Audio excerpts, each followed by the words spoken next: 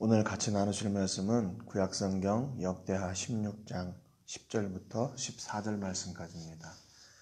구약성경 역대하 16장 10절부터 14절 말씀까지입니다. 우리 같이 한 목소리 읽겠습니다. 아사가 노하여 선견자를 옥에 가두었으니 이는 그의 말에 크게 노하였음이며 그때에 아사가 또 백성 중에서 몇 사람을 학대하였더라. 아사의 처음부터 끝까지의 행적은 유다와 이스라엘 열왕기에 기록되니라. 아사가 왕이 된 지 39년에 그의 발이 병들어 매우 위독했으나 병이 있을 때에 그가 여호와께 구하지 아니하고 의원들에게 구하였더라. 아사가 왕위에 있은 지 41년 후에 죽어 그의 조상들과 함께 누우매 다윗성에 자기를 위하여 파두었던 묘실에 무리가 장사하되 그의 시체를 법대로 만든 각양 향재료를 가득히 채운 상에 두고 또 그것을 위하여 많이 분향하였더라. 아멘.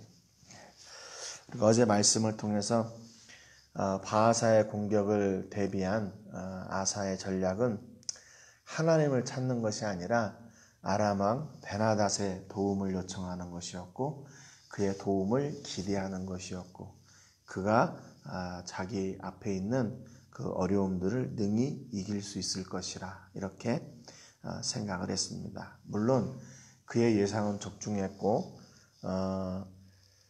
베나닷은 이스라엘의 북부를 점령을 했고 또 아사는 바하사가 급히 도망하는 그 라마에 들어가서 거기에 있던 돌과 또 목재들을 가져다가 더 북쪽으로 또 전진을 해서 또 성읍들을 쌓고 거기에서 북이스라엘의 공격을 이렇게 대비하는 그런 여러 가지 유익들이 있었습니다.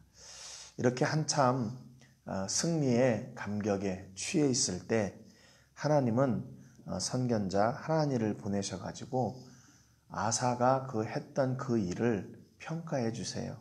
그런데 그 일을 뭐라고 얘기하냐면 어제 말씀드린 것처럼 어리석은 일이다. 어리석은 일, 히브리 말로는 그 바보 같은 일, 바보다. 이렇게 했다고 말씀을 나눴죠. 그러니까 이 말씀을 들은 아사는 오늘 본문 10절에 보니까 아사가 노하여 선견자를 옥에 가두었으니 그랬습니다. 그 아사의 일생 동안 이렇게 해왔던 일하고는 조금 더 이게 좀 더 많이 벗어나게 된 그냥 사람을 찾거나 아니면 사람을 기대하거나 했다 우리가 그렇게 생각할 수 있는데 오늘 본문에 보면은 자기에게 주시는 하나님의 말씀을 전해주는 선견자를 옥에 가둬버렸어요. 그러니까 왜 옥에 가뒀나? 이는 그의 말에 크게 노하였음이며 그랬습니다. 그러니까 하나님의 말씀을 주셨고 하나님의 말씀을 대언했는데 그 말씀을 받은 아사는 어떻게 했냐면 화가 났어요. 분노했어요. 왜 그랬을까요? 방금 전에도 말씀드렸지만 지금 아사가 자기가 생각할 때는 잘했다 생각했거든요. 그렇기 때문에 성공했고 그렇기 때문에 승리했다고 생각을 해요.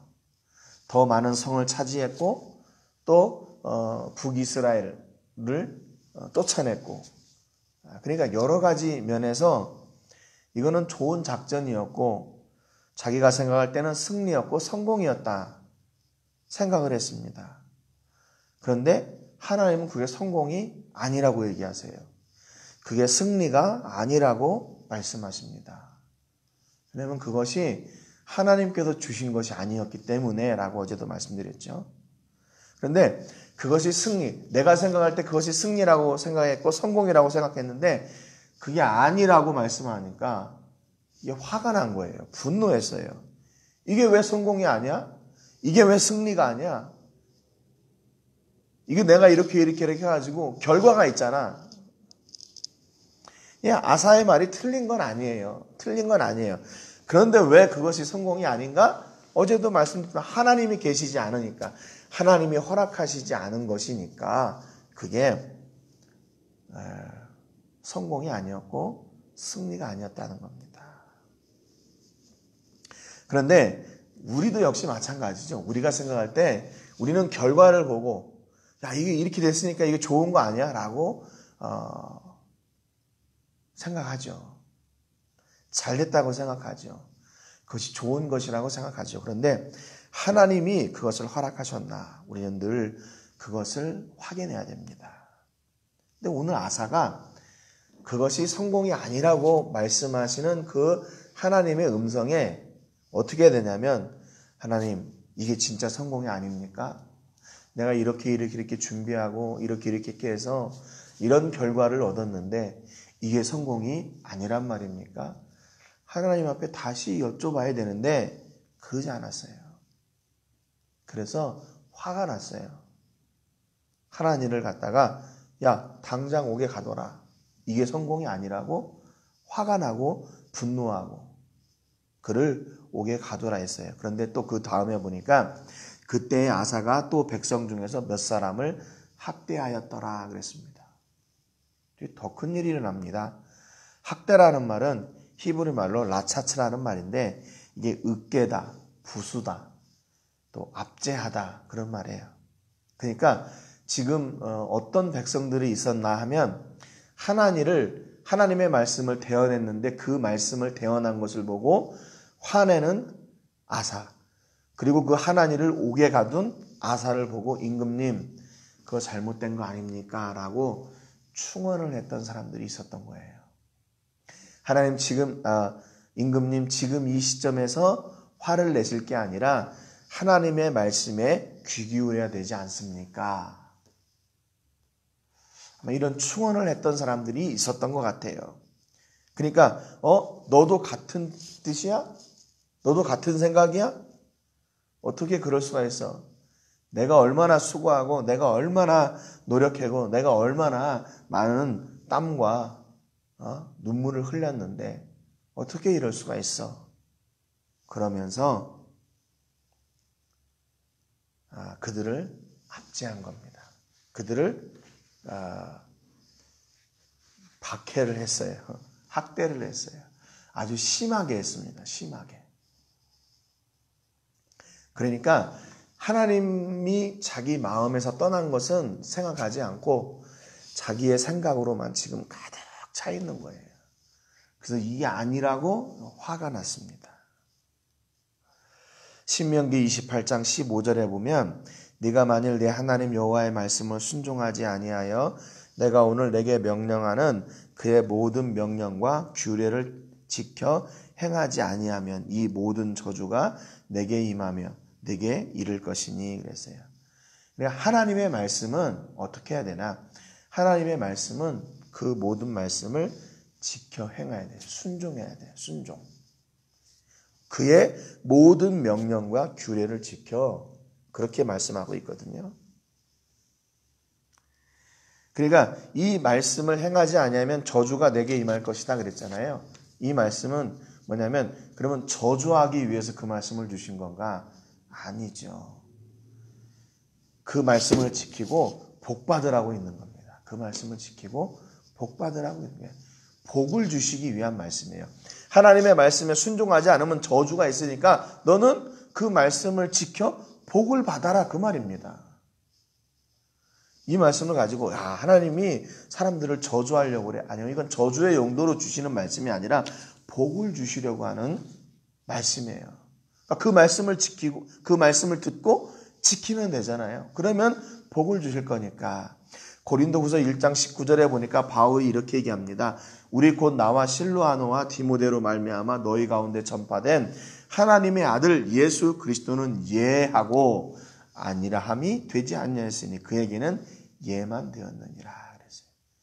예수님의 순종의 모습을 보여주셨어요. 설명했어요. 예수님은 하나님 앞에 그분의 말씀 앞에 하나님의 말씀 앞에 늘 예하고 순종으로 나가는 그런 순종의 예수님이셨다 그 말이죠. 예수님도 순종하셨다면 우리도 역시 마찬가지로 그분을 따라 하나님의 말씀 앞에 예하는 순종으로 나가는 저희가 돼야 되는 겁니다. 11절에 보니까 아사의 처음부터 끝까지의 행적은 유다와 이스라엘 열왕기에 기록되니라 그랬어요. 여러분 우리가 아사의 삶을 보면서 참 아쉬운 부분들이 많아요. 아쉬운 부분들이. 왜냐면 어떻게 그걸 알아? 이 성경에 기록된 것을 보고 알 수 있죠. 성경에 기록된 그 아사의 인생을 보고 아사의 삶을 보고 성경이 얼마나 안타까워하고 있나 하는 것을 알 수 있어요. 일생에 온전하게 하나님을 섬겼다. 그렇게 기록되어 있는가 하면 그가 하나님의 말씀을 순종하지 않고 하나님을 잊어버려서 그의 삶 가운데 너가 앞으로 계속 전쟁이 있을 것이다 라는 그런 또 평가도 있었고, 그러니까 이 전생애가 다 성경에 기록되어 있는 거예요. 여러분 우리가 하나님 앞에 설 때 바로 이런 날이 옵니다. 우리의 모든 인생이 하나님 앞에 적나라하게 드러나는 그때가 있는 거죠. 누가 하나님 앞에 그 자리에서 당당하게 설 수 있겠습니까? 그 자리는 하나님의 은혜, 용서의 사랑, 그 예수 그리스도의 보혈의 피가 없으면 그 자리에서 벗어날 사람이 아무도 없는 거예요. 아무도 없어요. 그렇기 때문에 우리가 매 순간을 하나님 앞에 순종하며 나가야 됩니다. 12절에 보니까 아사가 왕이 된 지 39년에 그의 발이 병들어 매우 위독했으나 병이 있을 때 그가 여호와께 구하지 아니하고 의원들에게 구하였더라 그랬습니다. 또 아사가 39년에 다시 이런 일이 또 있어요. 바하사가 공격을 했을 때는 언제입니까? 그가 개혁을 한 지 11년째가 되는 날이에요. 2차 개혁. 2차 종교개혁을 한 지 11년째가 되는 해인데 그때 하나님을 잊었어요. 이렇게 시간이 오래 지나다 보니까. 그런데 다시 39년, 그가 왕이 된 지 39년은 언제예요? 바하사의 전쟁이 있었던 때가 26년이라고 우리가 성경에는 36년이지만 그게 26년이다 그랬죠. 그래야 이 앞뒤가 다 맞는다고요. 아무튼 26년째 그랬고 지금 39년째 다시 그의 위독한 상황이었는데 하나님을 찾지 않고 또 의원들을 찾았어요.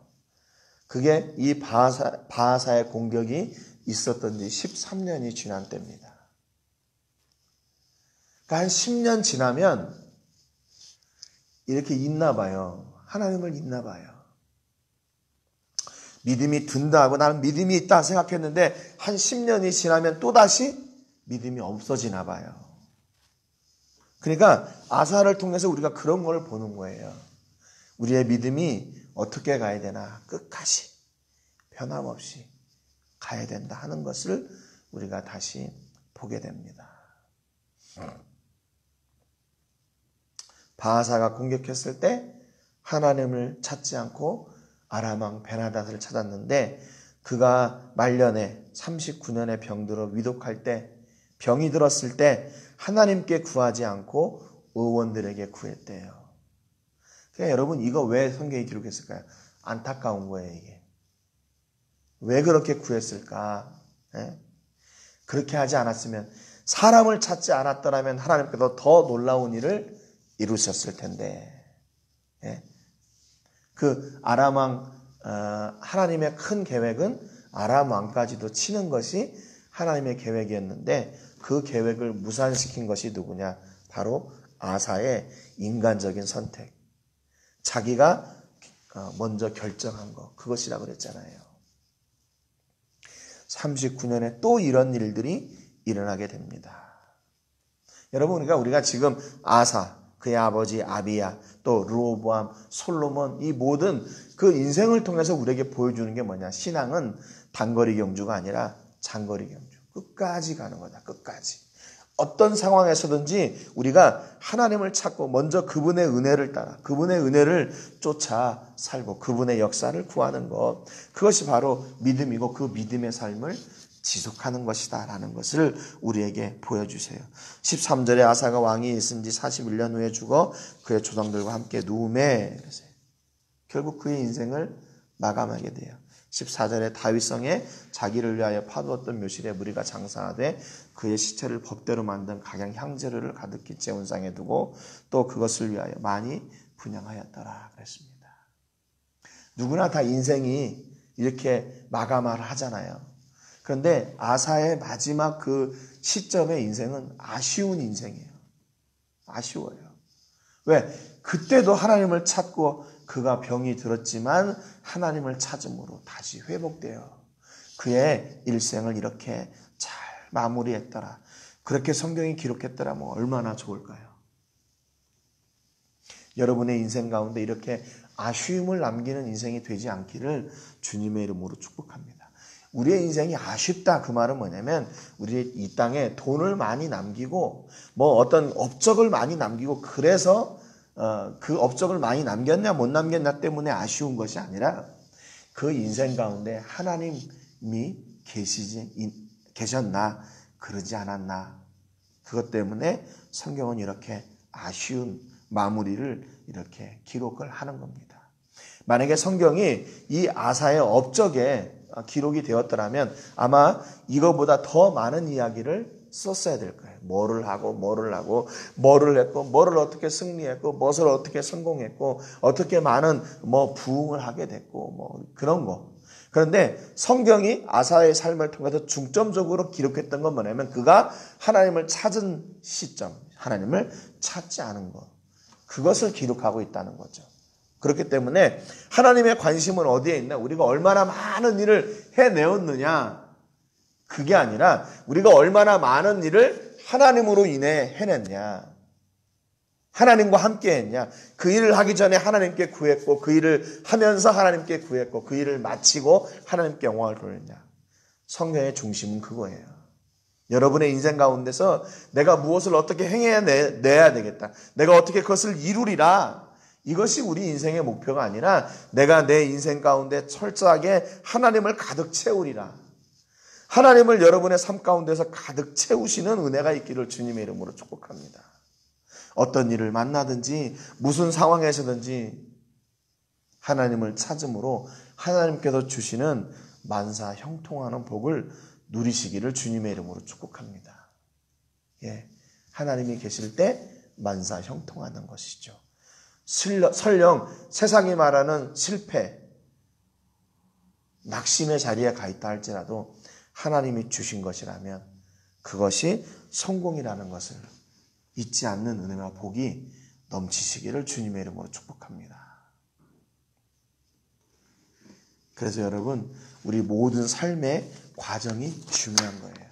어느 시점만, 어느 문제만, 어느 과정만 이렇게 넘어갔다 이게 중요한 게 아니라 모든 삶의 과정 가운데서 하나님이 풍성하게 채워져서 그분이 주시는 복을 누리고 그것으로 감사하고 만족하고 찬양하고 영광 올려드리는 우리 모든 식구들 되시기를 주님의 이름으로 축복합니다.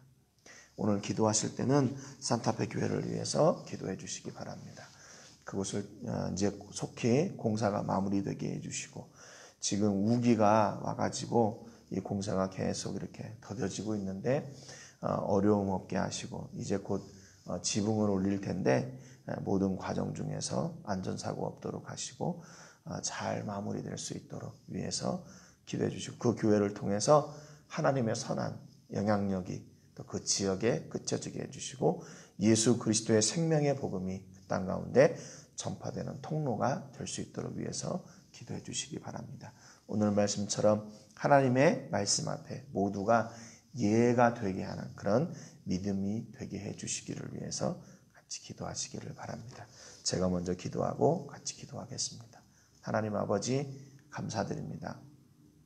오늘 아사가 이스라엘의 왕이 된 지 41년 뒤에 그의 생을 마감하고 그의 열조에게로 돌아갔던 성경의 마지막 기록을 보았습니다.